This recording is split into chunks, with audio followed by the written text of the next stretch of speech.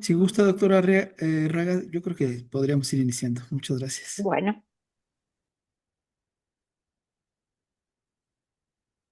Adelante, adelante. ok, muy bien, buenas tardes.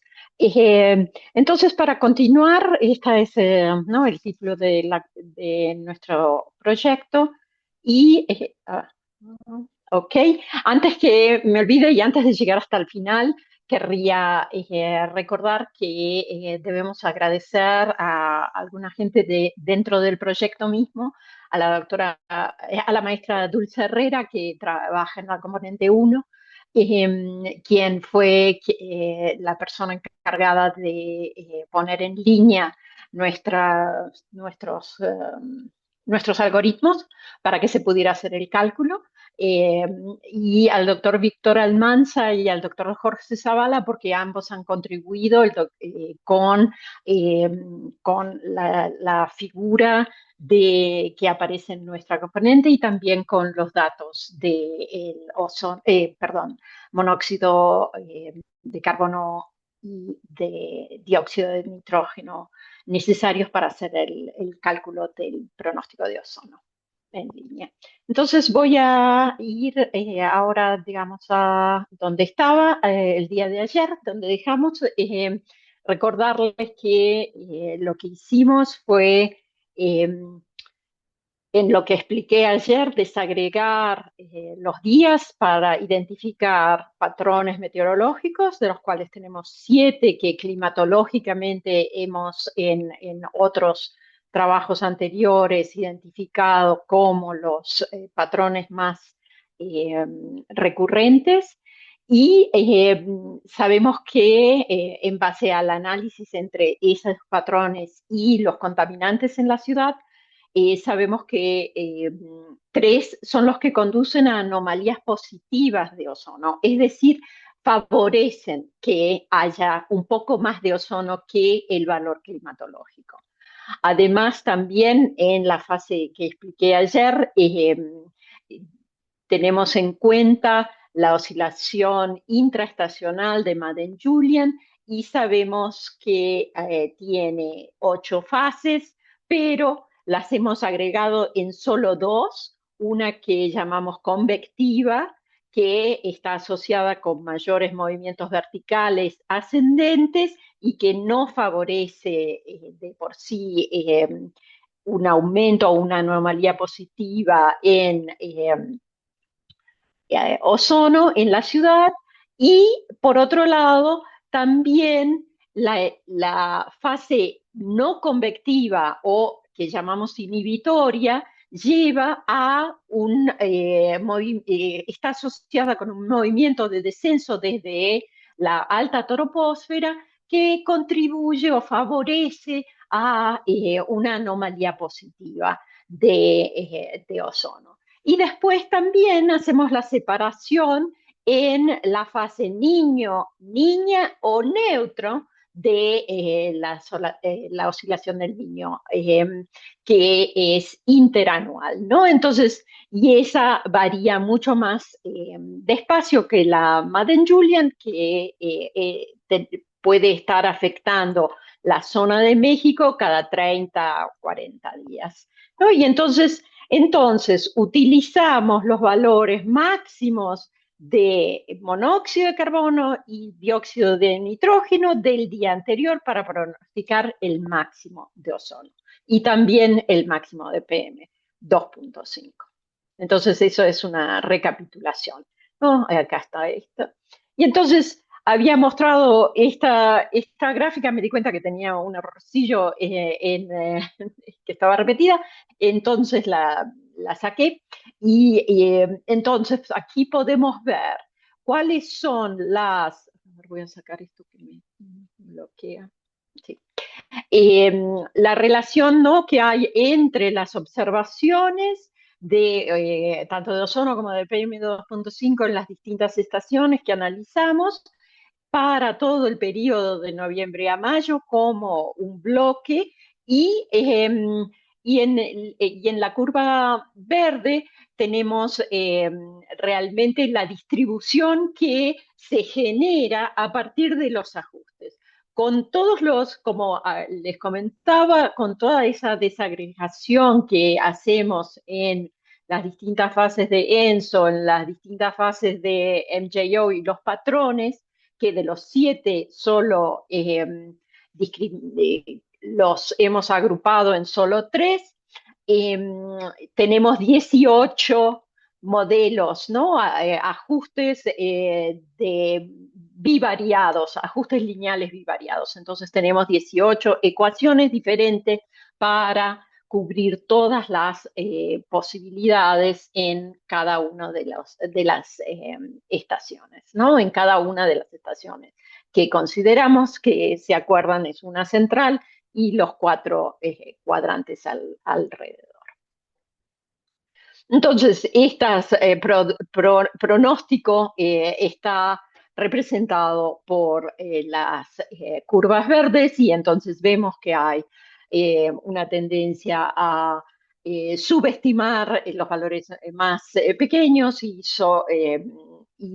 también sobreestimar en algún rango, a veces en el rango más alto para PM, pero nunca en el rango más alto se sobreestima para ozono, lo cual es un problema porque este tipo de ajustes no permite realmente clasificar bien o pronosticar bien el máximo eh, que estamos buscando, que sea un máximo de excedencia, ¿no? Entonces, acá tenemos en estos diagramas de dispersión, se hizo también una estimación de Monte Carlo para estimar los errores asociados con el pronóstico, y entonces vemos que son bastante grandes en muchos de los casos y en muchas de las estaciones, y un poco más pequeños para las partículas PM2.5. Entonces, había quedado hasta ahí ayer. Ahora vamos a ver un poquito lo que quiere decir estos errores intrínsecos, ¿no? En términos de en este caso, el error cuadrático medio, la raíz del error cuadrático medio. Voy a mostrar en este tipo de diagramas, que voy a explicar ahora cómo lo vemos para que podamos identificando, porque tengo muchas gráficas que son similares. Entonces, como vemos, estos diagramas son de 3x3. En el eje X tenemos las 3 condiciones de ENSO, niña, neutra y niño, y en los 3 renglones he agrupado los patrones sinópticos. En el patrón que recordarán del día de ayer daba la mayor anomalía, que es el patrón 3. Después agrupé los patrones 2 y 4, también que tienen anomalía positiva, pero menor que favorecen anomalía positiva de ozono en superficie, y de también PM, si recordarán que lo mostré también ayer. Y entonces esos dos juntos, y por otro lado los otros 4 patrones que recordarán que tenían menos temperatura, más humedad y demás, más viento y demás, que no conllevaban a una anomalía positiva, que son los patrones 1, 5, 6 y 7, que están en esta. Entonces, lo que vemos acá es en esta escala de colores, todos los mapas van a ir de 15 a 35 ppbs, y acá arriba voy a poner la estación a la cual corresponde esta escala de colores, ¿no? Dependiendo de ahora el patrón y la fase de ENSO. Pero además recordarán que tenemos la variabilidad de la Madden-Julian, que en este caso la estoy indicando acá arriba con una flechita de aumento de ozono, y es la fase no convectiva o también que la llamo inhibitoria, entonces de la convección, que implica que hay esos movimientos de gran escala descendentes y contribuyen negativamente a la ventilación y por lo tanto se asocian con un poco más de contaminantes en superficies. Entonces, ¿qué es lo que vemos? Realmente vemos que hay como un calidoscopio de colores que está representando cuando el modelo tiene más error, bajo qué condiciones podemos encontrar más error en un error más grande intrínseco. Todo esto es con respecto al periodo de entrenamiento, ¿no? Que como estamos viendo acá, lo recalculamos de noviembre a mayo. Eh, eh, eh, y entonces, considerando todo como uno, después vamos a ver mes a mes cuál es la variabilidad. Estas gráficas que muestro primero corresponden a un modelo por cada uno de estos recuadros, pero para todos estos meses en conjunto, o sea, secas cálidas y secas frías. Entonces, lo que vemos, como decía, todas tienen la misma escala, estas gráficas, y acá vamos a ver cómo comparan estos ajustes que tenemos en Pedregal versus en Merced para la condición inhibitoria o fase no convectiva.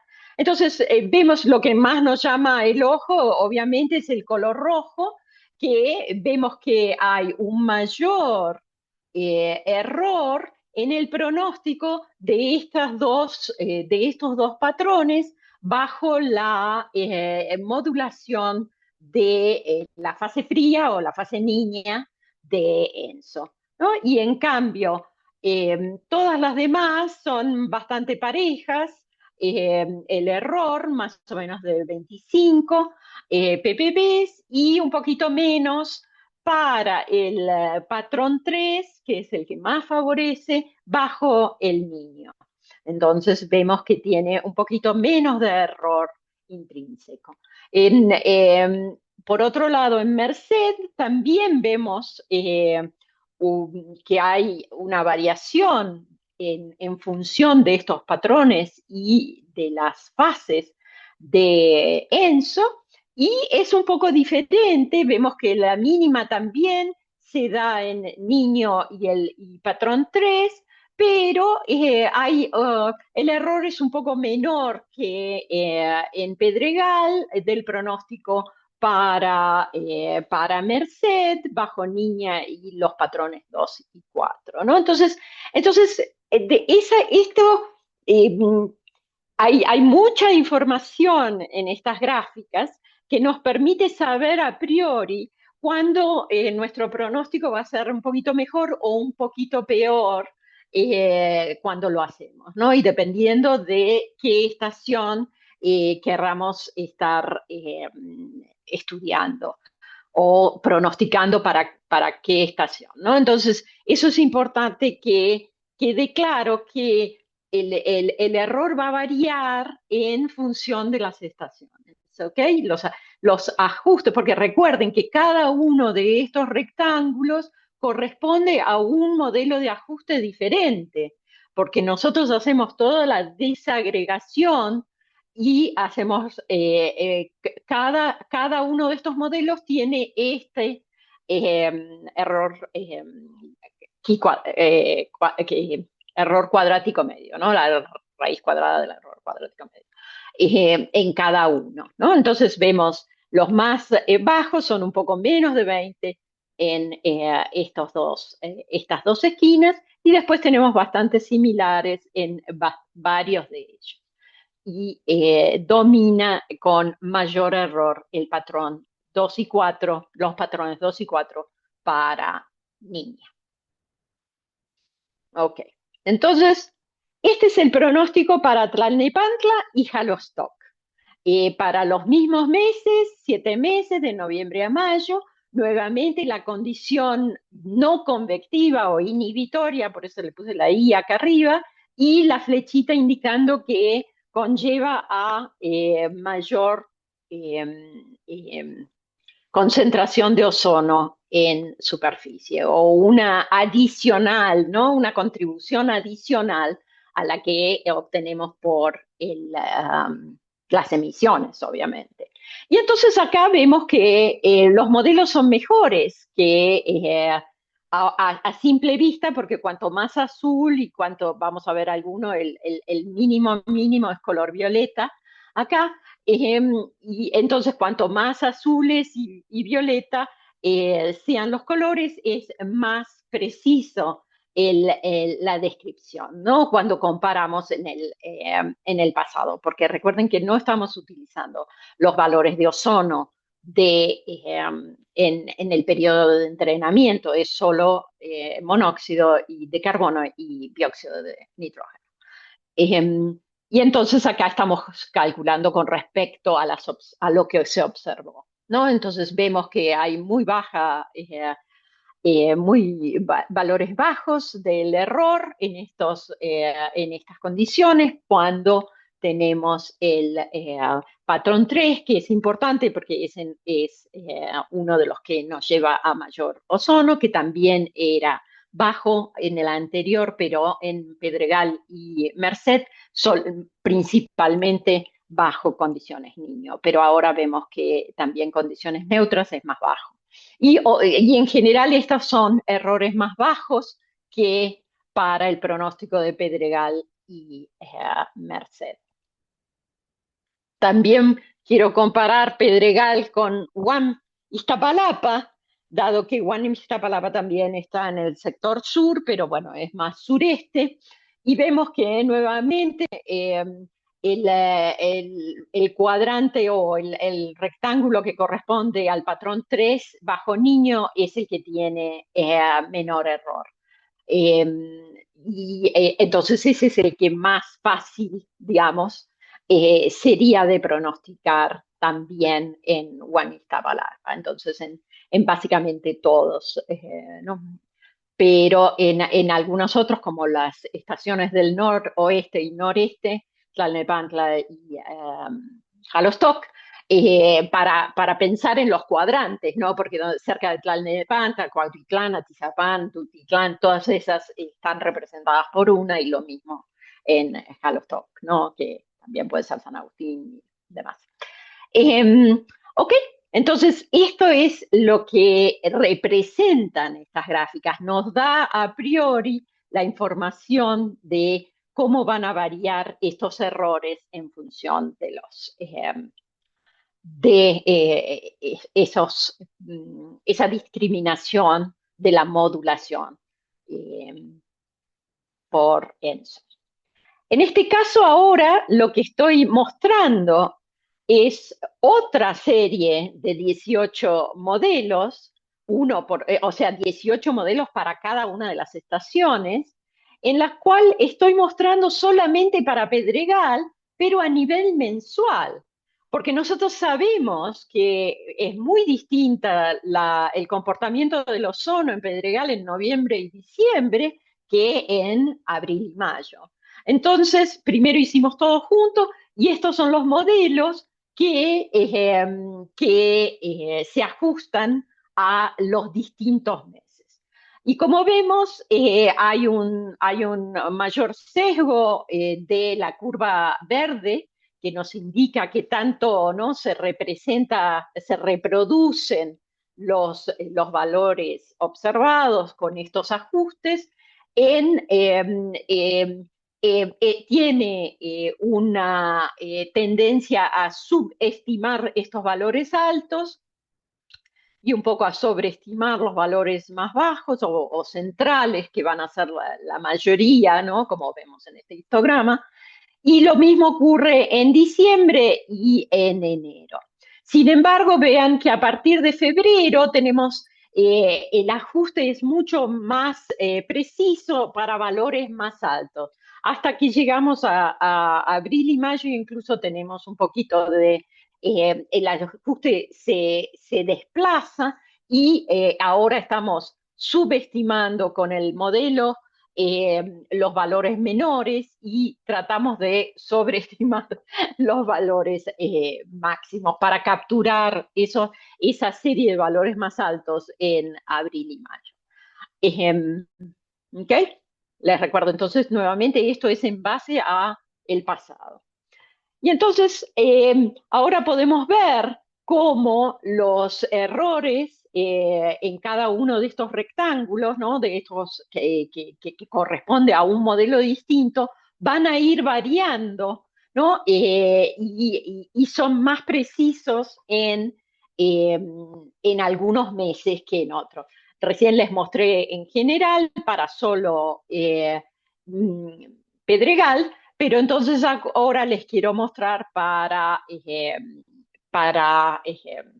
Merced, para todos las 5 estaciones, ¿no? Entonces, lo que vemos ahora empiezan a aparecer estos valores violeta que son del orden de 15 ppb, entonces se ha reducido bastante. O sea, si lo hacemos en promedio, tenemos del orden de 20 pico, 20 y pico, no me acuerdo exacto, después vamos a verlo, si lo hacemos para todos los meses en general, pero acá podemos ir identificando cuáles son las condiciones en las cuales vamos a tener más confianza en el pronóstico. Y como vemos acá, en varias de las condiciones y varios de los patrones, ¿no? Entonces, tenemos valores bastante más bajos que 20, digamos, ppb, ¿no? Y entonces eso eh, queda incluso claro, ¿no? En estos azules también, básicamente el turquesa sería este eh,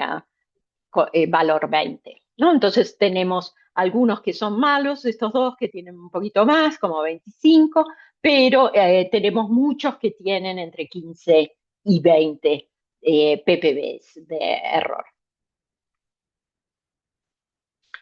Ahora, para marzo, me salteo, voy a mostrarles estos algunos meses y no todos, y comparar Pedregal con Merced, ¿no? Que nos permite hacer esa comparación importante entre centro y suroeste.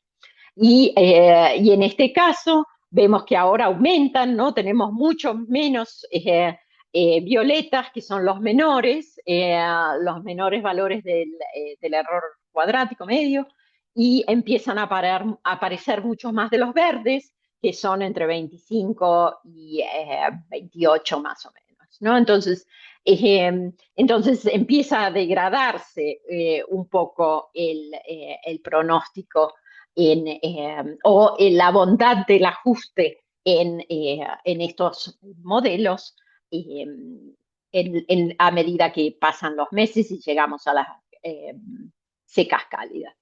Y cuando llegamos a mayo, encontramos que tenemos los errores más altos en las condiciones los patrones 1, 5 y 7, 6 y 7, que no son los que conducen a máximo ozono, porque tenemos más alto ozono y esos patrones no están tan favorecidos, y entonces tenemos más error en el pronóstico, ¿no? O sea, recuerden que cada uno de estos recuadros indica un ajuste diferente, y entonces la cantidad de valores va a influenciar también la bondad de ese ajuste, ¿no? Entonces vemos que tenemos muchos más verdes en Pedregal, lo cual implica más o menos del orden de 25, 27 eh, ppb de error.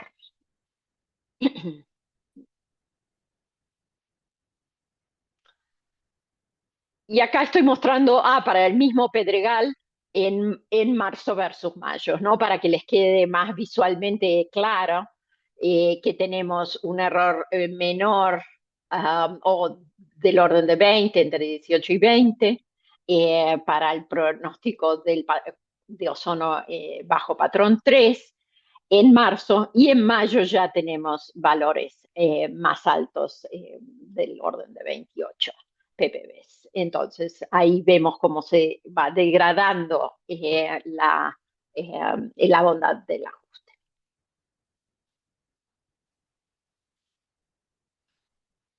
Ahora, quise tratar de explicar un poco por qué tenemos esa condición tan fea, ¿no?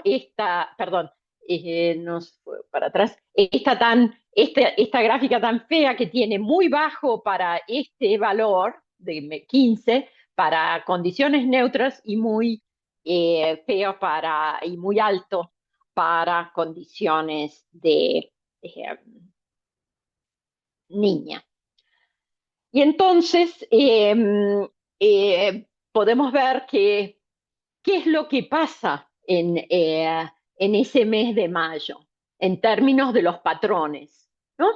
Y lo que vemos es que el patrón 6 y el patrón 2 también, pero acá estoy viendo el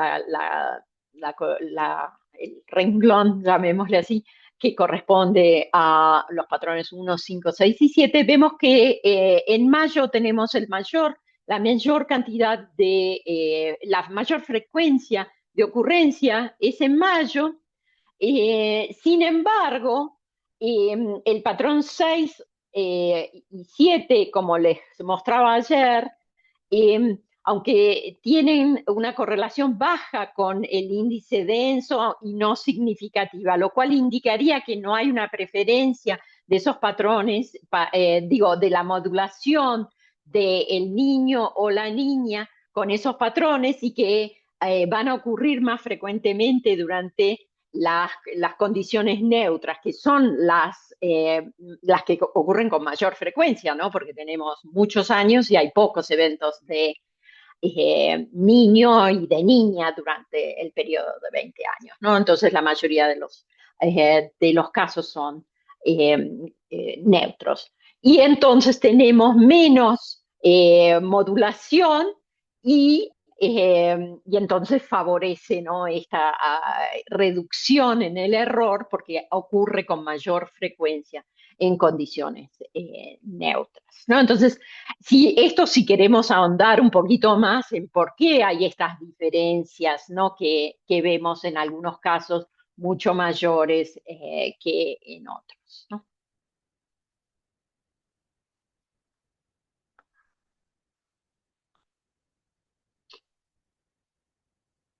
Y acá, um, ok, creo que acá todavía estoy comparando enero. Se ve que no me acordaba que había puesto otra más. Eh, Estoy comparando los errores de enero con los errores de mayo y vemos que también los errores son muy bajos en eh, la condición del patrón 3 y en cambio es muy diferente lo que pasa. Ah, bueno, este es el que les estaba mostrando que daba tan bajo acá. Realmente cambia mucho entre enero y mayo bajo condiciones niña, ¿no? Que entonces está más determinado por el patrón 1 que tiene una modulación muy alta, una correlación, anticorrelación, si se acuerdan en el anterior, alta con el índice, lo cual que implica que aparece más frecuentemente durante niña, ¿no? Entonces reduce este error en enero cuando ocurre con mayor frecuencia.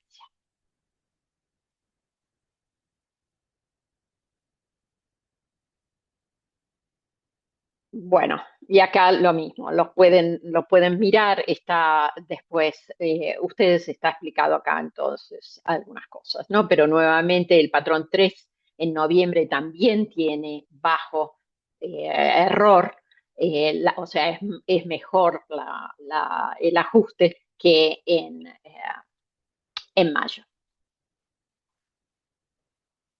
Y ahora pasamos a la condición convectiva, ¿no? Entonces, ¿qué es lo que pasa cuando consideramos todos los meses en conjunto? Tenemos la condición convectiva, recuerden que todos los patrones están modulados por una esta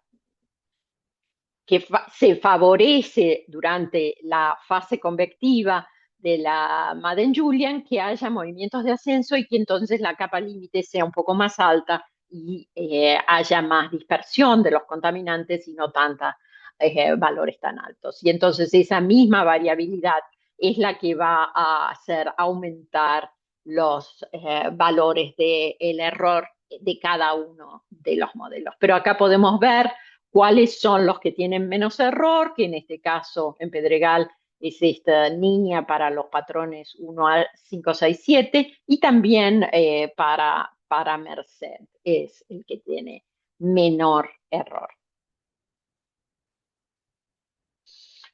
¿Qué pasa en Tlalnepantla y en Jalostoc con condiciones convectivas?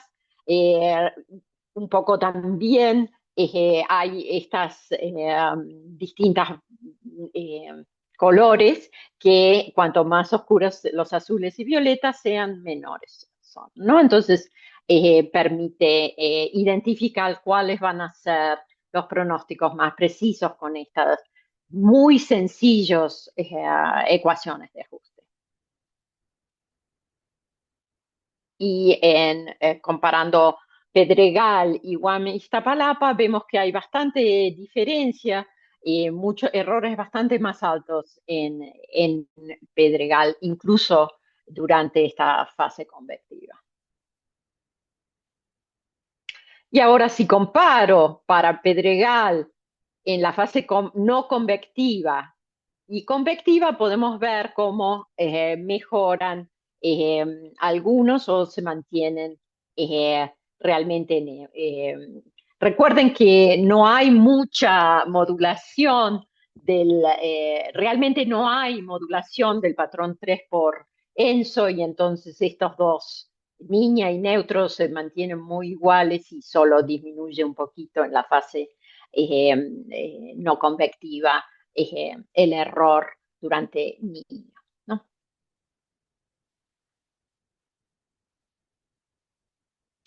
Ok, entonces, también probamos algunos otros. Cada vez que se corre, se generan 18 por cada estación, les recuerdo. Y entonces, este es el que les estuve mostrando con los precursores de Pedregal, que sean NO2 y, o sea, dióxido de nitrógeno y monóxido de carbono. Pero también cambiamos para ver si había una diferencia con NOx en caso de que hubiera solo, no hubiera NO2 y hubiera NO únicamente o que hubiera, no, que no hubiera todos los días y se pudieran ir aproximando. Y realmente no hay diferencias en las líneas negras son las mismas y las líneas verdes son una diferencia mínima en la distribución o este histograma, ¿no? Distribución de frecuencia de lo que se pronostica para el periodo de entrenamiento. No hay diferencia. Y acá también se ve que casi no hay diferencia, hay algunas mínimas diferencias en los valores que no justifica hablar de diferencia, entonces dejemos con esto que era lo que habíamos planeado originalmente. Ok, entonces, otra de las cosas que se nos ocurrió fue realmente ustedes saben que los precursores de ozono en Pedregal, realmente, si estoy tomando CO y NO2, son bastante bajos comparados con el resto de la ciudad. Entonces, se me ocurrió probar, dado que tengo todos los valores, qué pasaba si usaba los precursores de Merced a la mañana, el máximo de la mañana, y pronosticaba el ozono en Pedregal. Y después comparaba el ozono en Pedregal con este nuevo ajuste que usa los precursores de otra estación. Y entonces acá vemos que nuevamente esto es la mes a mes para ver cuándo está un poquito mejor y un poquito peor. Y recordarán que en los meses de secas frías había mejor ajuste hacia los valores bajos y hasta el máximo de la distribución, subestimando los picos, y se va corriendo. Y también nuevamente en febrero, marzo, incluso abril, podemos decir que el ajuste es mejor que, que en los meses para los valores más altos, y después también trata de sobrecompensar el ajuste para el mes de mayo. ¿No? Entonces, realmente lo que traté de ver es, acá podemos ver las diferencias, son mínimas, realmente tampoco hay mucha diferencia si comparo de esta manera. Esto es todos los meses, y realmente no hace una diferencia ajustando con los valores, los precursores. No se olviden que para este entonces, para una de estas, ya está dividido todo en los patrones y las fases de la Madden-Julian, ¿no? Entonces, no hace tanto, no tiene tanta importancia los precursores, si son los de Pedregal o son los de Merced, para pronosticar Pedregal, ¿no? Después pueden revisar esto si quieren. Bueno, y entonces esto, lo que yo les decía, no hay mucha diferencia. Bueno, acá los podemos ver con el valor del error cuadrático medio. Y entonces vemos que efectivamente hay muy pocas diferencias entre los dos casos, si consideramos todos los meses juntos. Y también si los consideramos por separado, son muy similares. Esto ya lo mencioné, así que... eh, mm, a ver. eh, ah, eh, ok.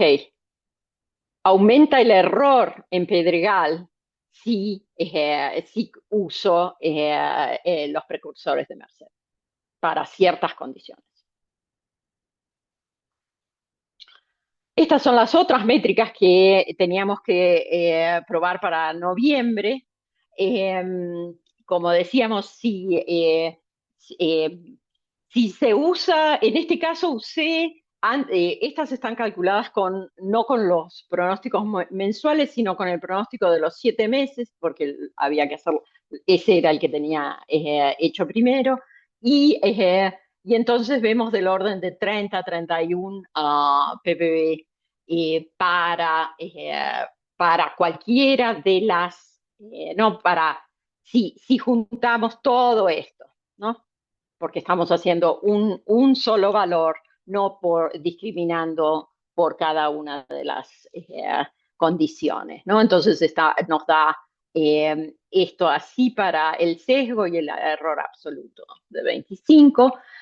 Para PM2.5, también en Pedregal, es del orden de 11 acá puse mal, microgramos por metro cúbico. Ahora después lo corrijo. Y entonces acá vemos cómo va variando con los meses a medida que vamos validando con los meses desde noviembre, diciembre, enero. También tengo febrero, pero ya no lo puse en esta gráfica. Y que ya está terminado, ¿no? Y entonces vemos que es un error más o menos comparable, sobre todo aquí el error cuadrático medio, ¿no? El error absoluto, el error cuadrático medio. Que también va aumentando el sesgo, en este caso también aumenta el error cuadrático absoluto y el cuadrático medio para PM2.5. Bueno, y entonces, ¿cómo se corren estos modelos? ¿No? Realmente lo que tengo, lo que les puedo pasar a la página donde está ahí son unos archivos de Excel que pueden tener con las tabs, ¿no? Cada pestaña sea una de las estaciones, y lo que hay que ingresar son los valores máximos del día de hoy, después de las 10, 11 de la mañana, ya pueden hacer, ponen acá los dos valores y se calculan todos todos estos valores automáticamente, ¿no? Tenemos programadas en cada una de estas el ajuste eh, para cada una de las condiciones. Entonces, lo que hay que saber es qué valor elijo, ¿no? Porque se me calculan todos. Y algunos son similares, pero otros es 79 versus 99, ¿no? Entonces hay una variación, ¿no? ¿Qué uso? ¿Cuál va a ser el pronóstico que voy a...? Me parece que estas son de Tlalnepantla, que en general son más baratas, daban más bajos sobre todo con estos valores bajos, ¿no? De CO y NO2. Entonces, para saber qué, qué rectangulito o qué celda elegir para saber cuál va a ser el pronóstico, tengo que conocer, ¿no? Cuál es el patrón que va a haber el día de mañana, cuál es la fase denso, que va a ser la misma que hoy, y cuál va a ser la fase de la Madden-Julian, que también va a ser la misma que hoy, porque recuerden que las tenemos agrupadas de a cuatro, o sea, hay mucha probabilidad de que esté siempre en la fase convectiva o no convectiva, ¿no? Por unos cuantos días. Entonces, ahora si ustedes quieren, pueden entrar a esta liga y ahí, que es lo que les mostraba ayer, ¿no? En la página, no sé si quieren que vaya ahí, pero bueno, entonces la fase es la fase 7 y el patrón sería el patrón 1 para mañana, ¿no? Entonces, eh, estos dos ya nos determinan. ¿Qué quiere decir fase 7? Es convectiva, recuerden, ¿no? Que teníamos 7, 8, 1 y 2 son las fases convectivas de esa eh, como reloj con cuadrantes, ¿no? Que veíamos cómo rotaban o cómo se va propagando la oscilación. Si quieren, ahora cambio y podemos verlo bien. Y entonces, para saber en qué fase está la oscilación del niño, se puede ingresar a esta página y podemos ver el índice del niño 3.4, que ya en febrero estaba a 0.34, que como les comentaba ayer, si está entre 0.5 y menos 0.5, vamos a considerar que se encuentra en la fase neutra, y entonces lo que tenemos que ver es considerar la fase convectiva, ¿no? Que está acá, ¿no? Estos son los 9 cuadrantes de fase convectiva, estos son los de fase no convectiva, después elegimos el patrón 1, que sería este renglón, y neutro nos indica en qué columna vamos a estar. Y entonces sería esa la concentración de ozono pronosticada para el día de mañana, ¿no? Estos valores no son los del día de hoy, tomé dos que tenía de algún día en el pasado, pero así es como sería, ¿no? Entonces, en realidad, lo que les quiero comentar es que justamente en la página de la componente 2 no hay posibilidad de ingresar estos valores porque en principio se está pronosticando para Pedregal, pero los valores son los máximos pronosticados a partir del modelo WorthChem con asimilación de la componente 1. ¿No? Del doctor Víctor Almanzo. Eso es lo que se pasa automáticamente para poder incluir, hacer el pronóstico sin tener que ingresar. Pero en estos archivos de Excel, ustedes pueden ingresar los valores y para cada uno si se ingresan estos mismos, para cada uno de las estaciones va a dar valores un poquito diferentes.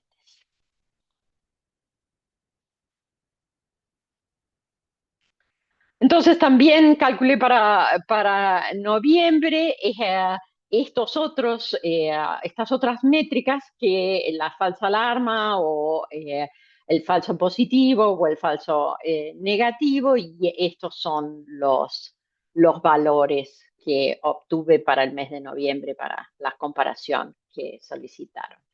Y bueno, como ya sabemos, sobreestiman, no, recordemos que los modelos tienen un error asociado, en este caso para Pedregal es de 28 ppb para, en este caso en promedio para cualquiera de las condiciones, y entonces muchos de los valores tienen esta magnitud de error, ¿no? Al tener el, el ajuste en sí un error. Las PM 2.5 pasa lo mismo también. En este caso, ¿no? El máximo observado en Pedregal versus los modelos también están bastante subestimados muchas veces, ¿no?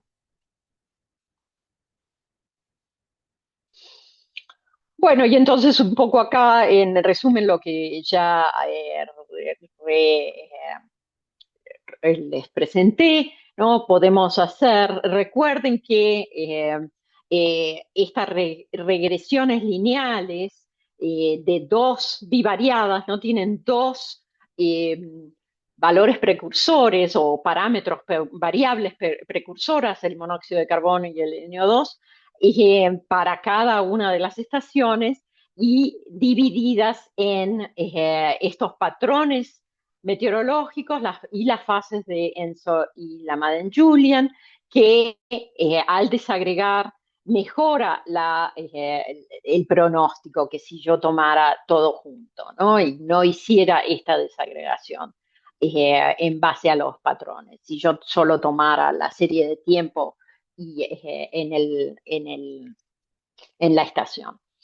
El error cuadrático medio, la raíz del error cuadrático medio varía en función de cada condición, entre 20 y 35, pero hemos visto para algunos casos específicos podemos tener solo 15, lo cual es bastante bueno, pero son ciertas condiciones especiales, ¿no? Las condiciones azules y azules más profundos y violetas. Vemos que es menor para ciertas condiciones, sobre todo en WP3, ¿no? El patrón 3, que conduce a la mayor anomalía de ozono en superficie, y en general los patrones 2 y 4, que acuérdense que los agrupé, tiene un error mayor. Esto las distribuciones de frecuencia están también asociadas, ¿no? El pronóstico, los errores en ese pronóstico eh, mejora y el error es menor en las estaciones que tienen menor frecuencia de valores extremos. Y eso es por la naturaleza, ¿no? De los ajustes lineales, ¿no? Que va a tratar de ajustar a los valores promedios, alrededor del promedio de mejor manera, ¿no? Y se subestima la predicción del oxono máximo. Entonces, realmente acá quiero hacer parar un segundito para indicar que realmente no fue posible un pronóstico adecuado de los valores, los picos de ozono realmente. Entonces, con ninguna de estas formas. Realmente requiere una cantidad mayor de precursores y no solo los dos que utilizamos. Por querer simplificar eso y ponerle más énfasis a los aspectos meteorológicos y modulaciones climatológicas, no logro pronosticar la excedencia. No hay forma, no, sobre todo, por ejemplo, cuando hicimos la validación con los datos de 2024 de las contingencias, nunca pudimos alcanzar el valor de contingencia en ninguna de las estaciones, ¿no? Entonces eso es algo que hay que comentarlo, no fue exitoso desde ese punto de vista. Yo pensé que iba a tener un poco mayor de éxito a utilizar toda esta desagregación de la parte meteorológica y climatológica, pero esto es lo que pasó. Bueno, entonces ahora me gustaría empezar a hablar algo que tiene que ver con un poco ozono, pero más que nada con partículas, que sobre todo para los picos de partículas, y es que las contribuciones de fuentes esporádicas, ¿no?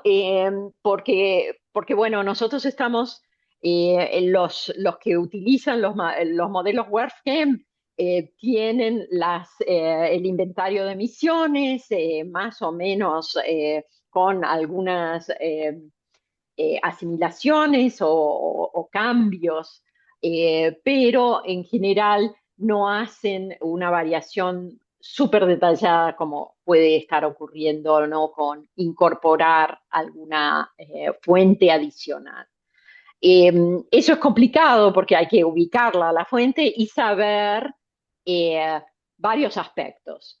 Si estamos hablando de quema de biomasa, puede ser quema agrícola o puede ser incendios forestales, y ahora vamos a ver que hay una diferencia muy importante en términos de las emisiones que se producen, ¿no? Eh, entonces es como complicado, habría que hacer también incorporar esos puntos, pero claro, los puntos van a estar variando bastante. Por eso lo que hicimos fue incorporar eh, o sea, basándonos otra vez en nuestros estudios previos, podemos saber qué es lo que pasa climatológicamente en México, en los distintos estados de todo México. Se analizó todo México y Centroamérica también.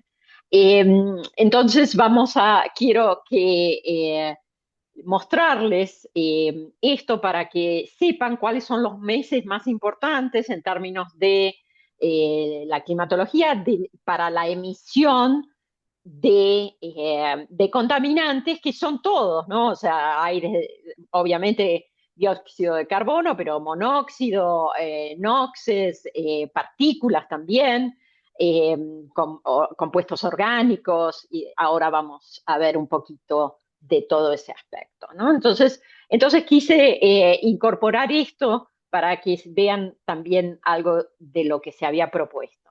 Y para ello quiero empezar mostrándoles este evento que muchos de ustedes, obviamente, que trabajan en la Ciudad de México, recordarán de mayo del 2019. Durante ese periodo acá lo que estamos viendo son los diagramas de caja del periodo de datos horarios de entre 2005 y 2019 eh, para 5 estaciones, incluyendo a Jusco Medio, Tlalnepantla y Nesa, que había mediciones también, y se observó concentraciones altas, ¿no? Sí, Entonces, es una corrección. no sé si alguien me está preguntando o... No, no veo. No, creo que era un micrófono que estaba abierto. Ok, ok, perdón. Bueno, y entonces lo que podemos ver es que los diagramas de caja muestran el percentil 99 con los rombos amarillos en cada una de esas estaciones, ¿no? Con todos esos años, considerando todos los días del año. Y los valores en rombo rojo son los valores que se observaron. O sea, realmente fueron valores extraordinarios, mucho más grandes que el valor de 100 microgramos por metro cúbico para PM2.5 que está en el percentil 99. Entonces, realmente un evento de esta naturaleza, nuevamente estamos tratando cómo podemos pronosticar esto, ¿no? esos valores, dado que no existe básicamente en la distribución de frecuencia ese valor entre 2005 y 2019, 15 años, no existe, o 16 casi, no existe ese valor observado, ¿no? Entonces realmente es un caso de estudio interesante. Y entonces eso fue lo que hicimos y tratamos de ver si podíamos asignar o atribuir estos valores tan excesivos a las quemas regionales. Y entonces para hacer eso, quiero primero mostrarles otro trabajo que este ya se publicó en el año 2018, parte de la tesis de Blanca Ríos, tesis doctoral de Blanca Ríos, y esto es el área quemada. En ese trabajo, Blanca analizó datos de MODIS, en esa el primer estudio, ahora no me acuerdo si eran del 2000, me parece del 2003 al 2014, por lo menos 11 años, pero puede haber sido un poquito más. Eh, y y entonces, ¿qué es lo que vemos? Cada mapa muestra la área quemada, la superficie quemada por kilómetro cuadrado y por año en cada mes del año. Los 6 mapas superiores corresponden a eh, enero, febrero, marzo, hasta junio, y los de abajo son de julio a diciembre. ¿Qué es lo que vemos? Bueno, clarísimo, la variabilidad espacio-temporal de las quemas en base a la climatología y vemos, por supuesto, durante la época de lluvias un mínimo muy importante, pero noten que ya para octubre y noviembre empiezan las quemas en la Sierra Madre Occidental, donde ya pasó el monzón, en la época del monzón, y entonces ya empiezan las quemas. Entonces eso es interesante para que se entienda. También tenemos bastantes quemas durante julio en esta zona cerca de la frontera, ¿no? Entonces, acá podemos ver también que esto se da en Centroamérica y los meses en que vemos una mayor densidad son marzo, abril y mayo, ¿no? Ahora vamos a ver más en detalle. Pero esto les plantea les muestra cuáles son las variaciones y dónde vemos que hay una concentración mayor. Por ejemplo, cerca del centro de México tenemos todas estas zonas que tienen quemas, ¿no? Y quemas muy intensas, no muy intensas, perdón, que representan mayor área, son los colores más oscuros, incluyendo desde enero, ¿no? Entonces, ya tenemos que considerar que puede haber influencia en cualquiera de estos meses, no obviamente en la época de lluvias. Entonces, realmente acá lo que mostramos en este gráfico es porque Blanca estimó debajo de cada punto de píxel qué cobertura de suelo había y qué ecorregión caracterizaba ese píxel. Entonces está hecho desde ese punto de vista para poder saber que que sabemos que los máximos son en área quemada, que eran los mapas que les mostraba, pero también sabiendo cuál es el tipo de combustible que se está quemando en esas áreas, si es selva o bosque o arbustos. Y ahora vamos a ver un poquito por qué. Entonces, lo que vemos acá tenemos los distintos colores en las barras, indican el tipo de cobertura de suelo. En bosque, en color azul, arbustos, pastizales, esto sería humedales o regiones agrícolas, en azul claro. Entonces, las azul claro son las regiones agrícolas y vemos que desde noviembre en suelo agrícola empiezan las quemas, de noviembre, diciembre y hasta casi principio, primeras 2 semanas de junio, están también quemando, porque no todos lados empezó la época de lluvias. Pero vean que lo que es más notable es que en mayo el azul oscuro tiene un aumento muy importante. Y el azul oscuro es la categoría bosque o selva. Y entonces, que se queme el bosque es muy distinto a que se queme los residuos agrícolas.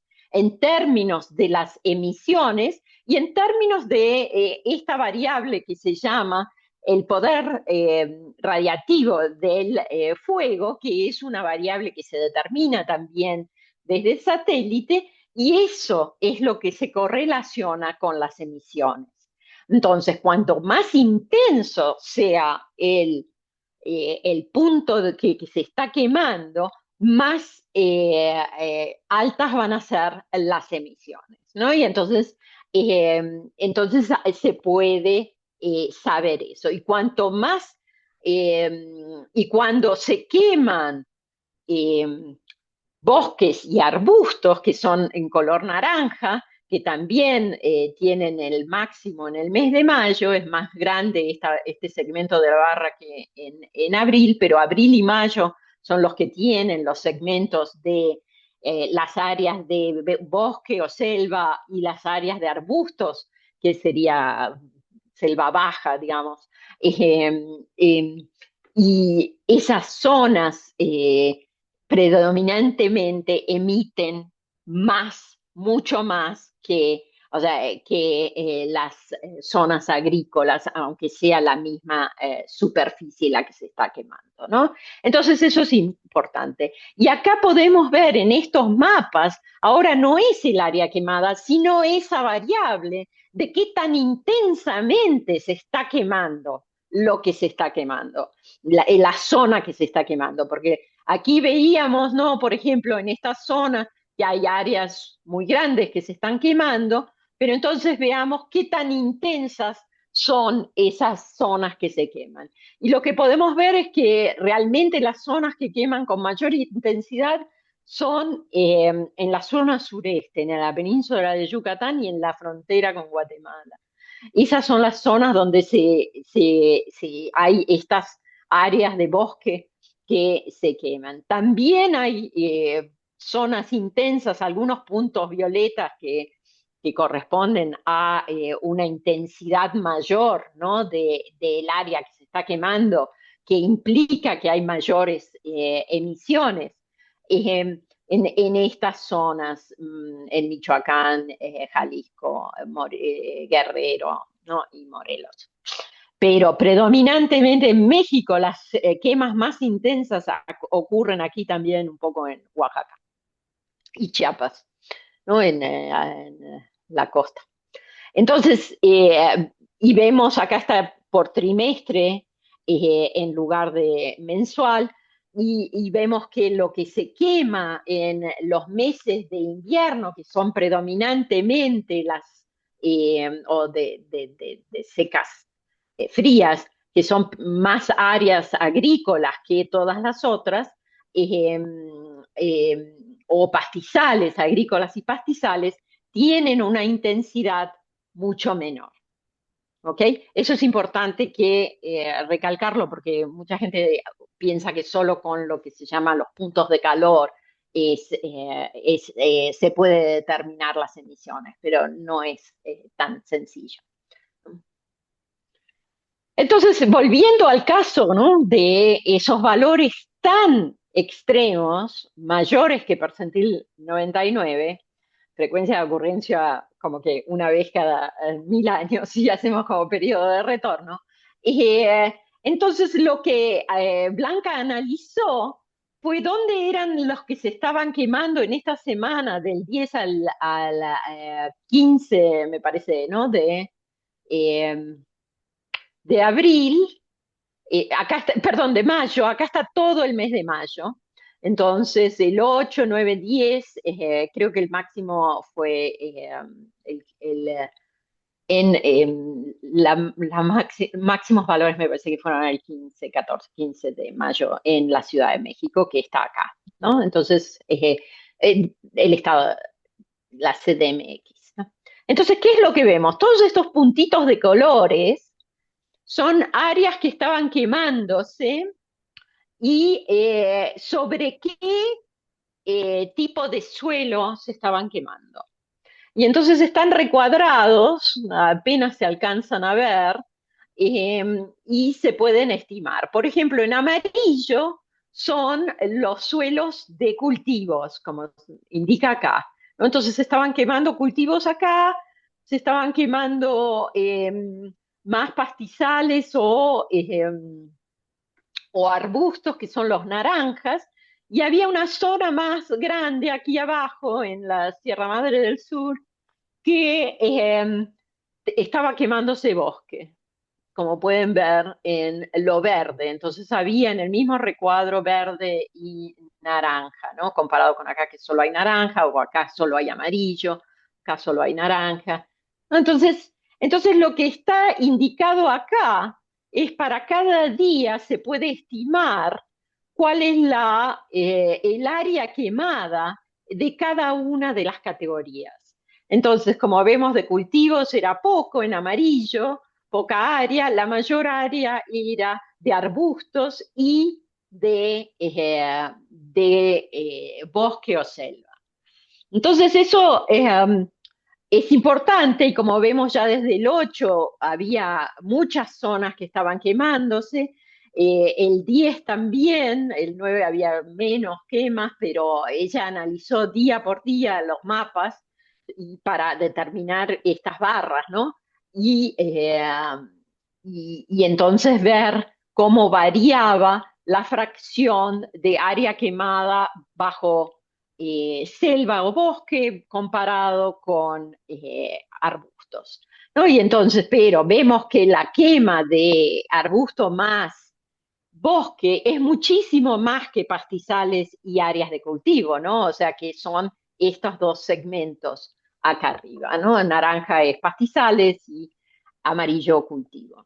Entonces, realmente lo que se estaba mayormente quemando era vegetación con más leña, ¿no? Que pastizales y cultivos. Y entonces eso se traduce en emisiones más importantes. Y como vemos acá, tenemos las series de tiempo en función del área donde se está quemando y cuáles son las contribuciones de las emisiones carbono orgánico, que se puede determinar a partir del reanálisis de NASA, que se denomina MERRA2. Y entonces podemos ver que había algunas zonas que en ciertos días fueron muy intensas las emisiones en azul y azul más oscuro y azul más claro, que son estas dos eh, categorías, ¿no? Entonces podemos ver eso y también podemos estimar, como decía, del reanálisis MERRA2, dónde son las áreas que tienen mayores emisiones en kilogramos por metro cuadrado por segundo, la tasa de emisión, en base a estas observaciones de carbono orgánico. Y en este caso no estaba usando MODIS, sino que estaba usando el satélite BIRS o el sensor BIRS, que tiene muchísima más alta resolución de 350 metros. De tal manera que podemos ver que hay muchas zonas que tienen quema, pero las zonas donde hay mayores emisiones de carbono orgánico son algunas que están aquí ¿no? en esta zona del suroeste, en esta zona de Jalisco, me parece que es eso ya, o Michoacán, en fin, todas estas zonas, ¿no? Y entonces podemos ir viendo día a día cómo va cambiando cómo van cambiando estos patrones de emisiones, que son más intensos en todas estas áreas, muchas áreas, estos días, el día 11 y el día 12, comparado con el día 13, donde hay menos emisiones en estas áreas, y por otro lado 15, 16, 15 también muy, muy intensas. Vean que el color rosa, ¿no?, es las emisiones, las tasas de emisión más altas. Y se pueden hacer retrotrayectorias, distintos días, a distintas alturas y demás. Y acá también están los mismos simbolitos de círculos que corresponden a lo que teníamos acá, ¿no? Los círculos corresponden a los puntos de calor determinados por Beers. Y entonces vemos este tipo de trayectorias. En este caso son que se inician por lo menos un día antes. Y cada punto, varios días antes, cada punto es una hora, ¿no? Entonces, varios días antes. Ahora no lo pusimos acá en el caption y no me acuerdo. Pero cuántos días. Pero bueno, pueden ver el artículo, ¿no? El artículo está en la liga más adelante, más atrás, ¿no? En la página. Entonces, realmente lo que vemos, este es el mapa del mes de mayo climatológico. Y entonces, en principio, hay 3 regiones que pueden afectar las concentraciones en la ciudad. Uno es la región 1, que es mismo dentro de la CDMX, más, ¿no?, la región CAME, básicamente. Que en mayo, en esta climatología de, no sé, 13, 14 años, no me acuerdo, no muestra una mayor cantidad, no muestra la mayor cantidad de área quemada. Las mayores áreas quemadas están fuera, están en las regiones 2 y 3. Y entonces se hace un poco complicada incorporar este factor, ¿no?, adicional a PM2.5 en la ciudad, sin que sea una fuente local, porque tarda tiempo en llegar, ¿no? Entonces acá podemos ver, cada punto es una hora, entonces acá 24 puntos es una hora, es un día, ¿no? 2 días, entonces algunos pasaban por ahí, no estaban, no había tantas emisiones en esa trayectoria, pero otras que también llegaban, sí pasaban por áreas donde había más, ¿no?, en estas zonas de Guerrero, ¿no? Entonces algunos entraban por Guerrero así, ¿no? Entonces, pero bueno, si la masa de aire eventualmente llega a la Ciudad de México y empezó 2 o 3 días antes y pasó por zonas con emisiones, también puede influenciar. Entonces es un poco complejo estimar eso, porque los pronósticos que estamos haciendo son para 24 horas. Y entonces, a partir, ¿no?, de las emisiones de CO y PM2.5. Entonces, no es tan sencillo incorporar, y tratamos de hacerlo como un factor adicional a posteriori, pero eso también implica que hay que tener este conocimiento de cuáles son los meses en los cuales va a haber una probabilidad mayor, ¿no? Entonces realmente este aspecto tiene que potenciarse un poco más comparado con nuestro modelo bivariado, lineal, ¿no? Ajustes lineales, para poder incorporar este factor que es más tiempo hacia atrás, ¿no?, con mayor anterioridad, porque el aire puede estar llegando, pero pasó por zonas que ya tenían emisiones y no se ha sedimentado. Y también, por supuesto, se ha generado ozono a partir de las de los precursores que se emiten en las quemas, ¿no? Entonces también hay que considerar eso, que puede haber ozono que llega y se superpone con el ozono que se genera. Y también lo que vimos, y no lo indiqué, es que había PM2.5 bastante alto durante la noche. Y eso es poco común comparado con el ciclo diurno de PM2.5 en la ciudad, cuando estamos viendo las emisiones locales, ¿no? Llamémosle así. Entonces, en este caso se veía concentraciones muy altas en horas nocturnas, en horas de la noche, ¿no? Pasada la medianoche, a esas horas que no hay en general concentraciones elevadas de PM2.5 en la megalópolis, ¿no? En la región. Bueno, nosotros estábamos analizando las series dentro de la Ciudad de México, realmente. Bueno, Nesa está afuera, ¿no? Un poquito. Pero bueno, entonces, y Tlalnepantla, las tradicionales. Y entonces queda eso para mejorar, yo diría, a futuro, porque es como difícil de incorporar eh, días anteriores a los modelos, ¿no? Entonces bueno, eh, tiene que hacerse, después que se hace el pronóstico, se puede hacer como una corrección por un factor, cuando sabemos que hay quemas o no quemas y demás, pero no es tan sencillo. Bueno, y entonces, y con eso quería terminar sobre los modelos.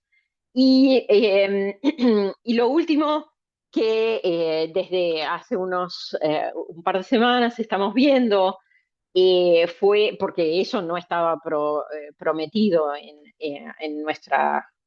no estaba contemplado en nuestra propuesta original, pero entendemos que es muy importante las concentraciones de PM2.5 en Toluca. Entonces, hemos evaluado varias de las estaciones y hemos decidido quedarnos con tres. Los formatos son bastante distintos, están como que en distintos formatos que lo que habíamos utilizado de la rama, de tal manera que no se pudieron eh, utilizar los programas como estaban. Los datos más completos son esas tres estaciones, por eso, y yo diría de 2012 al 2019, ya el 2020 se puede incluir completo, pero en el 21 hay varios meses que faltan, el 22 también, también hay meses que faltan en algunos otros años, eh, como el 2011, y entonces necesitamos tener, porque es un valor, eh, no es el valor máximo de cada día para PM2.5. Si están hechos los promedios móviles, también el promedio móvil de 8 horas de CO, que no es exactamente el máximo. Entonces no están exactamente los datos tal cual como los habíamos encontrado.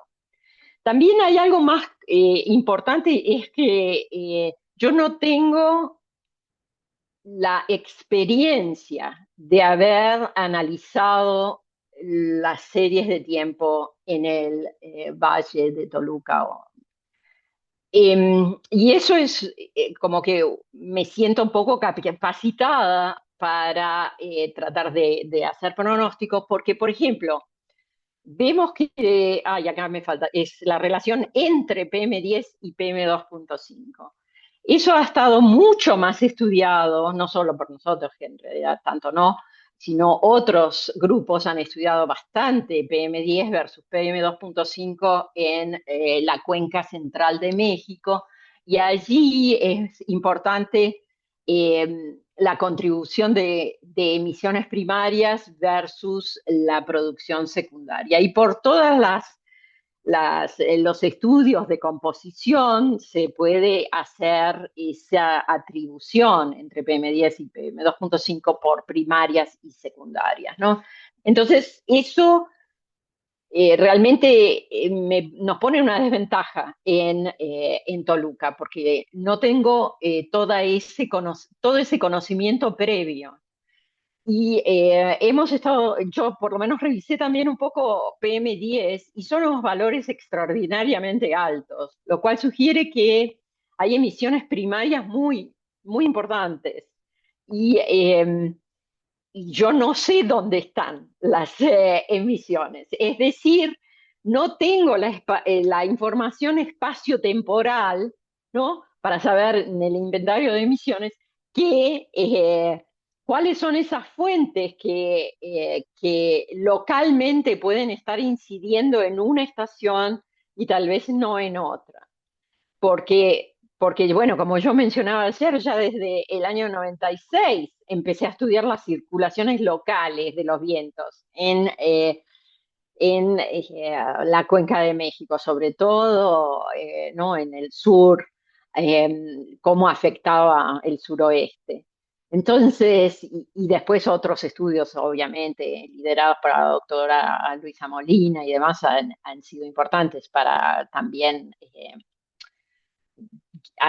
asegurar nuestro conocimiento sobre las circulaciones locales, ¿no? En cierto sentido. Pero yo no tengo esa información. Entonces eso también me hace sentir menos segura para hacer un pronóstico.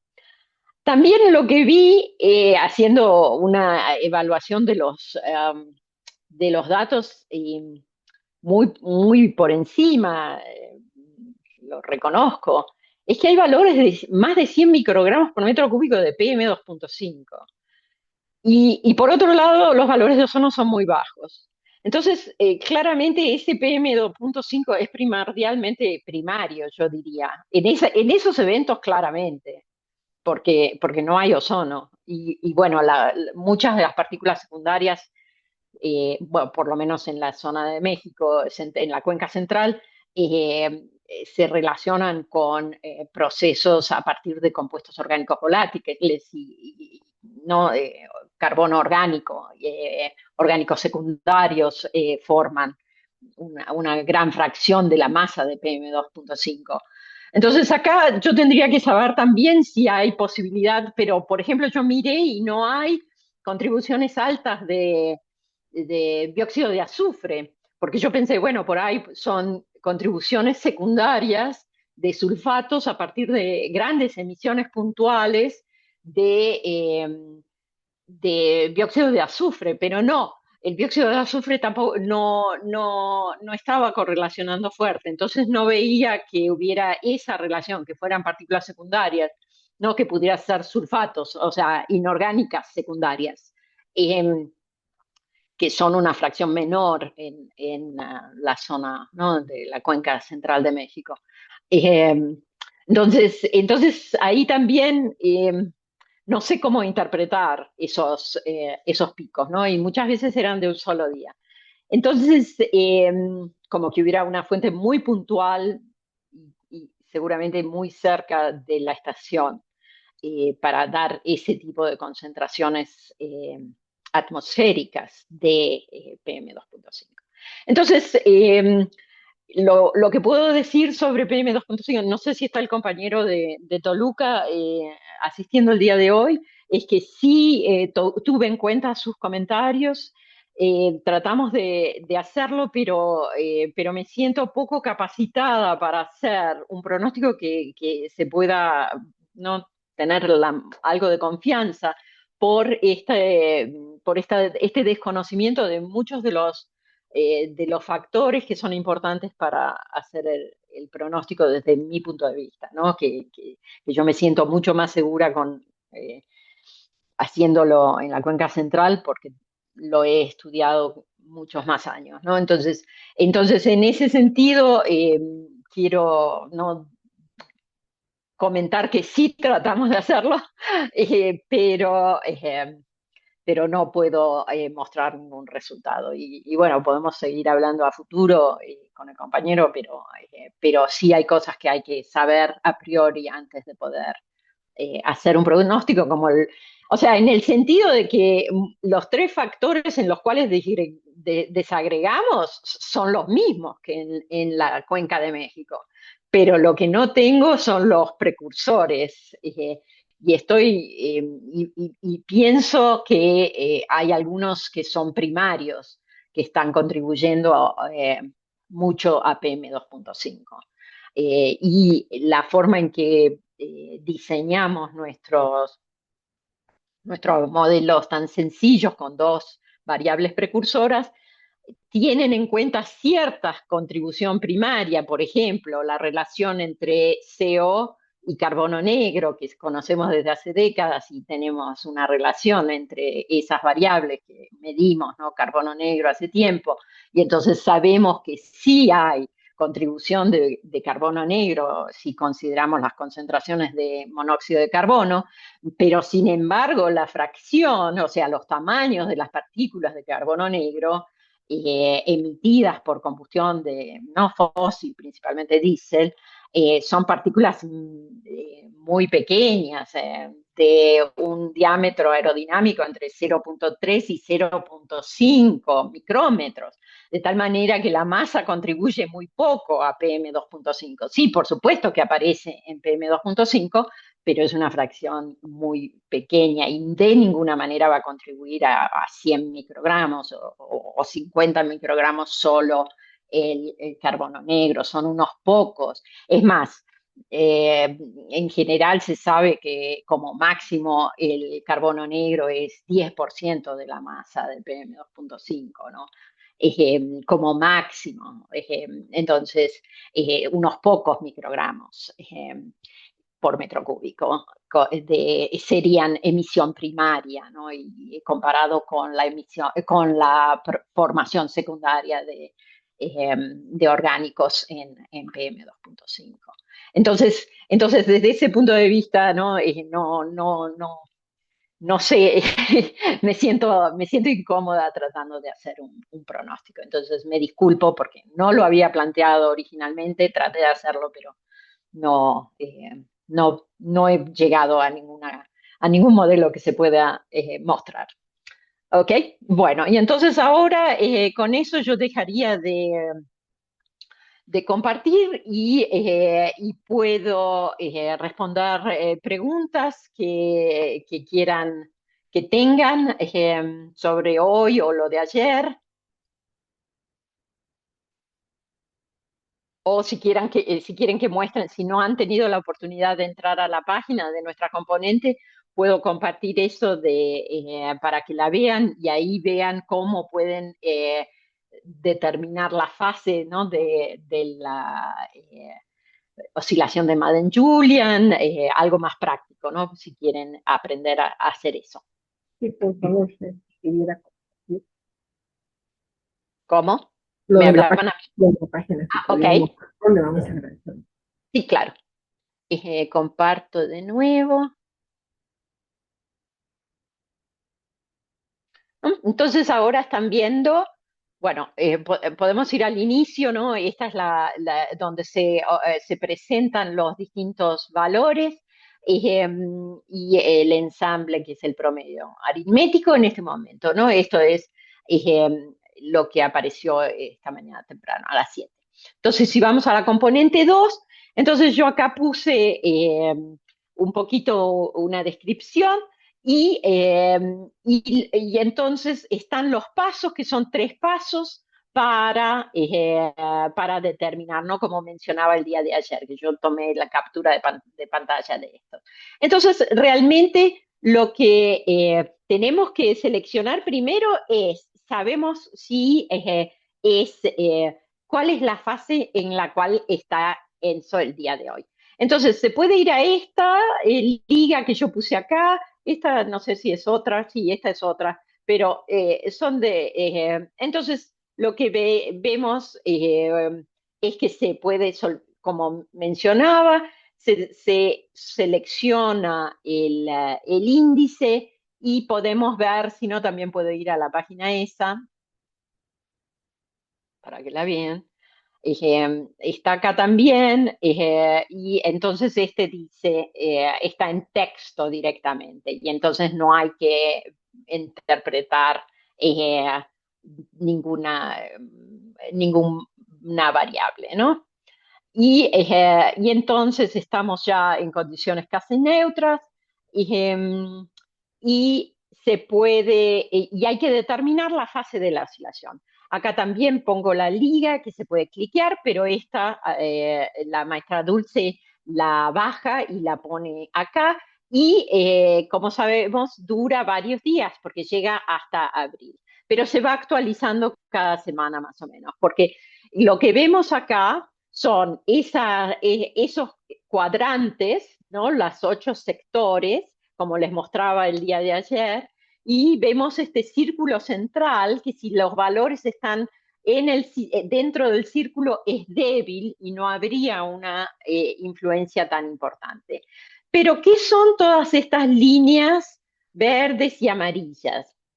En este caso estamos viendo el pronóstico del Servicio Meteorológico Australiano, que usa un modelo que se llama ACCESS y corren 33 veces el modelo para evaluar la variabilidad de los pronósticos y después toman el promedio del ensamble.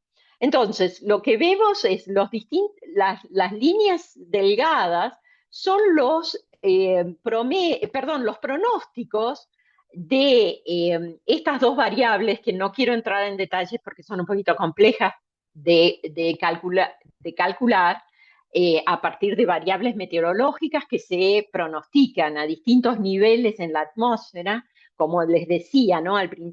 Cuando hablamos ayer de que la oscilación esta Madden-Julian tiene características bien distintivas en distintos niveles y hay varias variables que se pueden utilizar para construir estos dos índices y ver cómo va avanzando. Entonces, acá lo que estamos viendo es que en febrero estaba por acá y después estaba justo en el borde del índice. Pero este pronóstico se inicializa el 10 de marzo, o sea, hace 2 días, y vemos acá el puntito que dice initial, ¿no? Entonces, todas las líneas delgaditas parten de ese punto, que es el inicio de los 33 miembros del ensamble.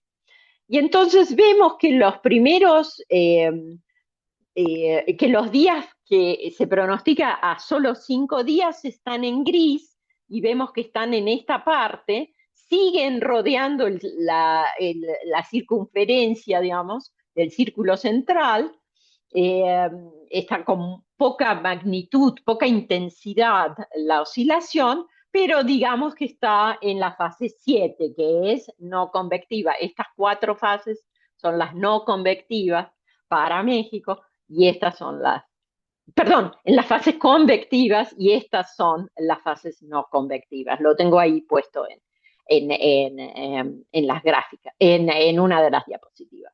Y entonces los distintos colores son pronósticos a más tiempo, porque la oscilación se puede ver en 15 días sin ningún problema. Ellos hacen pronósticos a más tiempo, pero realmente nosotros sabemos que 15 días es como cuánto se puede confiar en los pronósticos, ¿no? Entonces realmente lo que ellos hacen es usan separan en color.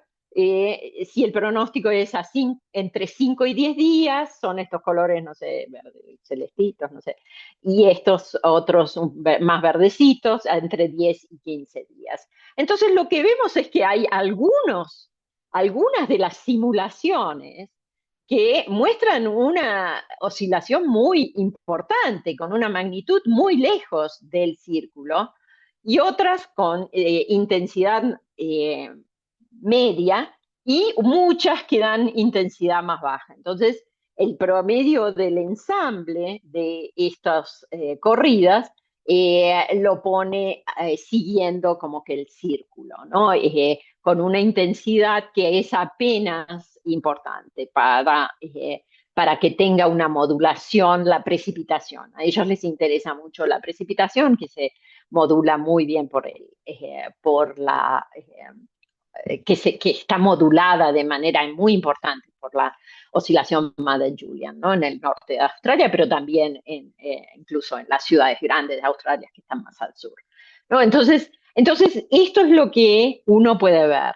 Uno puede fijarse el día inicial y acá está, y hacia dónde, si quieren solamente el promedio del ensamble, vemos que se mueve así en dirección, y acá indica qué fecha, ¿no? El 30 de marzo ya estaría por la fase 8, ¿no? Pero entre ahora el 10 y el 25 de marzo que está acá, estaría todavía en la fase 7.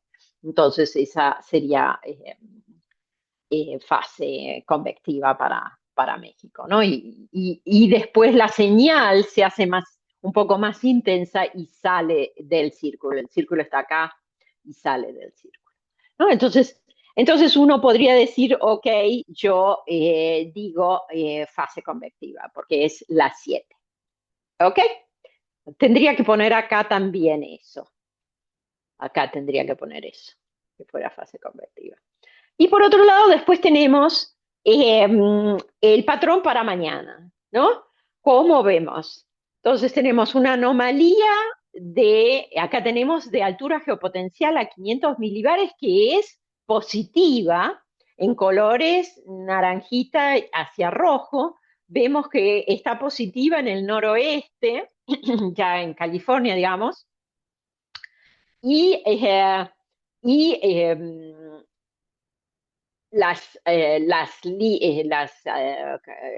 ¿cómo se llama? Isolíneas de geopotencial tienen esta forma, ¿no? Y entonces, si miramos de los 7 patrones, sería el patrón 1 el que se parece más, o podría ser el 7 sigue, y el 1 sigue al 7, realmente. Pero como lo vemos más intenso, podría ser el 1. Entonces yo seleccionaría 1 acá, ¿no? Y entonces después pueden hacer esto y calculan el ozono. Y esto está dando para hoy y para mañana, ¿no? Entonces, en base a los valores pronosticados de CO y NO2 por el WRFChem con asimilación del doctor Víctor Almanza, que es el componente 1. Y entonces estos serían los valores a partir de esto. Ustedes pueden hacer esto y esto no modifica los valores que están al inicio, que son estos, ¿no? Ustedes pueden usar esta página para calcularla, pero solo está el ajuste para Pedregal en la página. Y no va a modificar este valor, sino que lo que va a hacer es darles... desapareció. Acá estaban. Darles estos valores, pero no quedan, aunque ustedes dieron calcular pronóstico de ozono, calcular ozono, se ve esto, también pueden calcular PM2.5 con los mismos valores. Acá se dan los valores que se utilizan para CO y NO2 y el patrón seleccionado, la fase de MJO, la fase de ENSO. Y estos son los coeficientes que tiene el ajuste bivariado, ajuste lineal bivariado. Entonces también, y por otro lado, como solo era para ozono acá, esto no hay un pronóstico de PM2.5 como se puede obtener en la página. Pero lo que tengo que poner es que acá es que sería solo para Pedregal. Esto está programado en la página. Dulce hizo el programa para que solo es el ajuste para los modelos de Pedregal, ¿ok?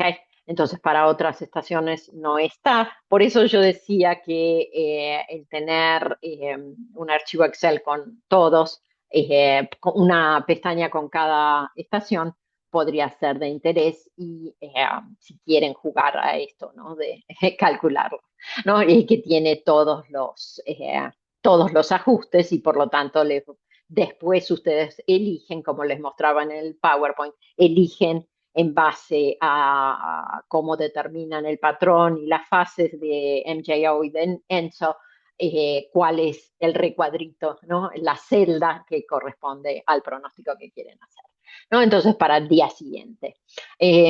Entonces, así sería. Esta es la forma, ¿no? de calcular. Pueden entrar y no va a quedar registrado. Pueden probar, pueden jugar y decir, bueno, a mí no me parece el 1, me parece que es el 7, ¿no? Y entonces vuelvo a calcularlo, ¿no? Entonces me da, no sé por qué no, me quedó medio trabado. Ah, no, acá está. Me da el 7, ¿no? Con estos valores también. ¿Ok? Entonces, y acá para calcular me cambia, ¿no? En realidad, las otras, entonces, y esto de ninguna manera va a cambiar lo que se ve como proyecto en general del ensamble, ¿no? De herramientas. Cada uno hace un pronóstico y después se calcula el promedio, ¿no? Y algunos pronostican varios días, la componente 1 del doctor Almanza pronostica 2 días, por eso tenemos el valor del pronóstico para 2 días, aunque los ajustes, o sea, se usa el pronóstico eh, ¿no? Del día siguiente para hacer ¿no? O sea, el de hoy para mañana se usa acá. Y entonces por eso son diferentes estos valores pronosticados por nuestro componente, ¿no? Entonces por eso se usan ellos. El WorkChem del doctor Agustín García pronostica 3 días, así que si se utilizaran esos valores de pronóstico, se podría pronosticar hasta 2 días más, ¿no? O sea, hasta del 12 para el 14. Pero realmente el valor de hoy lo podrían haber calculado ayer. En cambio, aparece esta mañana como 6:30 de la mañana, cuando termina de correr el modelo WorkChem del componente 1. Entonces,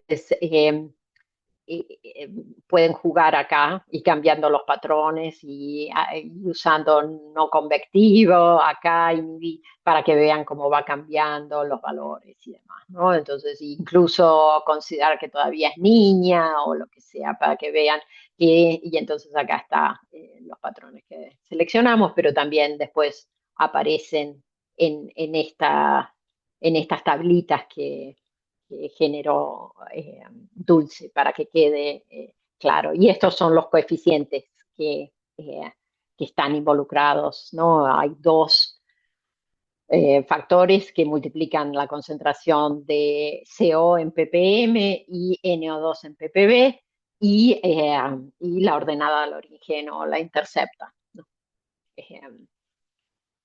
En cada uno de los modelos. Ok, entonces, ¿tienen alguna pregunta cuando todavía esté proyectando esto o hay alguna otra pregunta? Gracias, no me dejas. Ok. Y entonces el Excel, bueno, yo puse ahí en la presentación, pero bueno, tengo los Excels abiertos para que tienen todos los coeficientes para la fase convectiva de MJO y fase no convectiva, pueden ver todo, está el error cuadrático medio también en la misma tablita, para que vean cómo varía, ¿no? Como yo les mostré en las gráficas, en esos mapas de color, también lo tienen para tener una idea de qué tan buenos son los ajustes en cada una de las celdas, ¿no?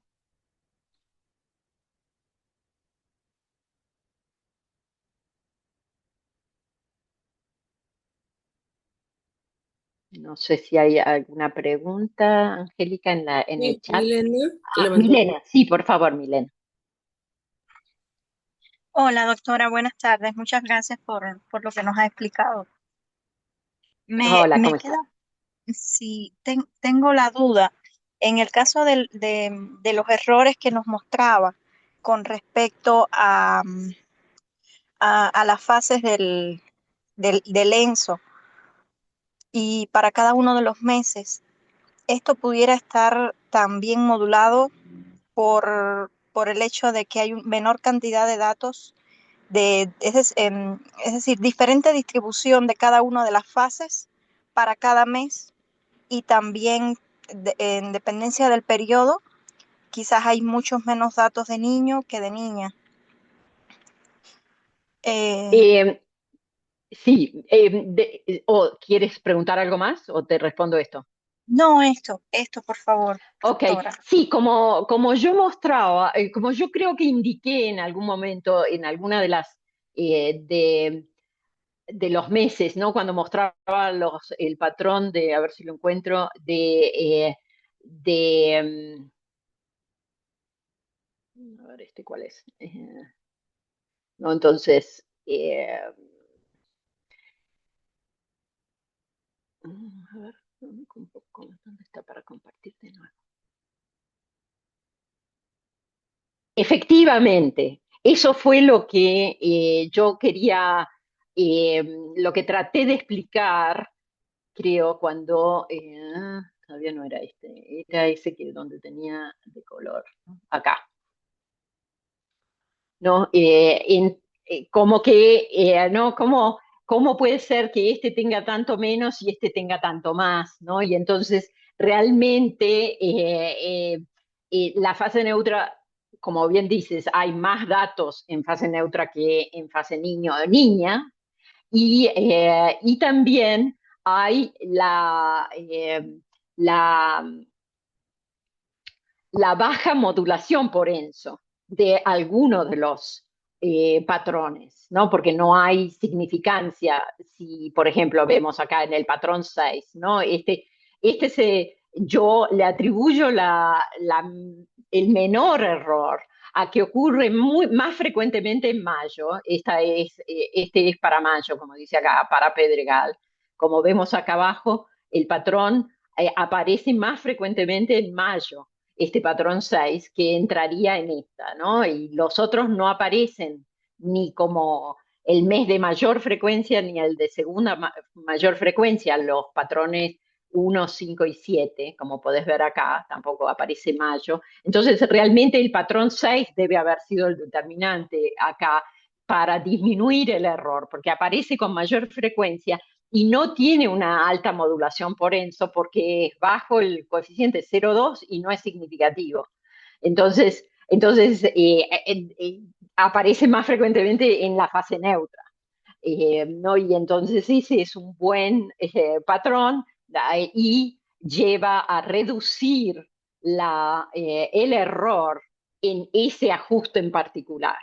¿No? Entonces, porque aparece muy frecuentemente, es un valor bajo en general, ¿no? 6 y 7 están asociados con menos ozono y aparte no tienen una influencia importante de niño o niña.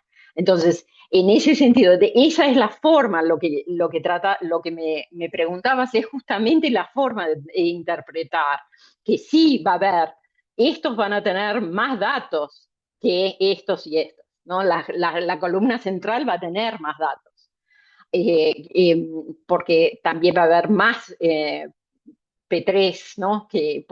No más porque hay más días neutros que días niño o días niña.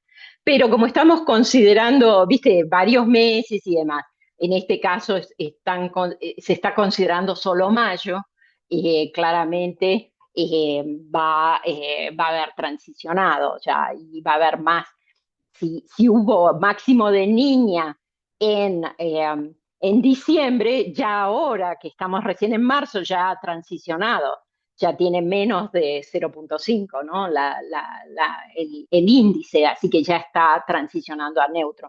Y en realidad eso es lo que vamos a ver. En mayo va a ser, en general, va a ser neutro. Y el hecho de que haya menos días va a incrementar efectivamente el error, ¿no? La bondad del ajuste, básicamente. ¿Sí me Sí, doctora. hice entender? Sí.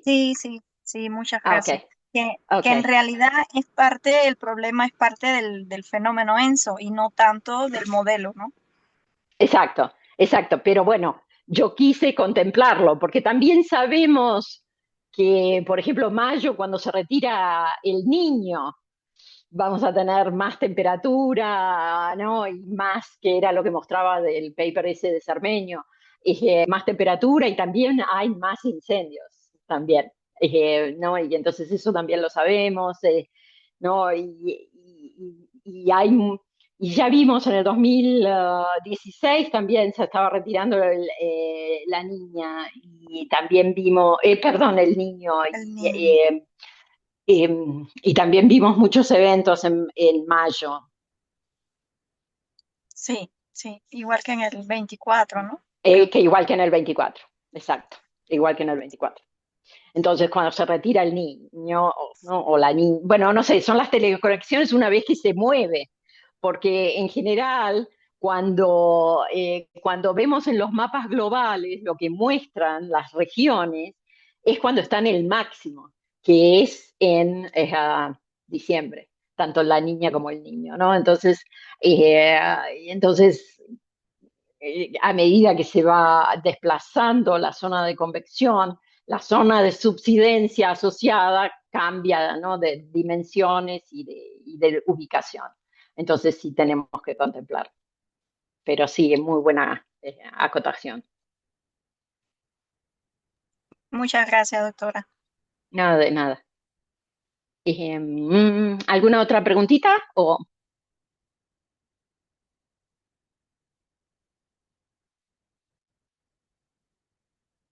No, por el momento no hay preguntas en el chat ni manos levantadas.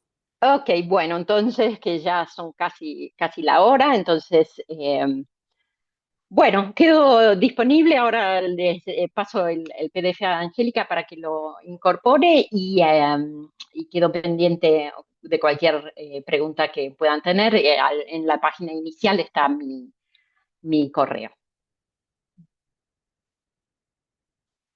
Muchas gracias, doctora. No, gracias a ustedes y nos vemos. Gracias, doctora. Nos vemos. Gracias a todos por conectarse y nos vemos la próxima semana, miércoles y jueves.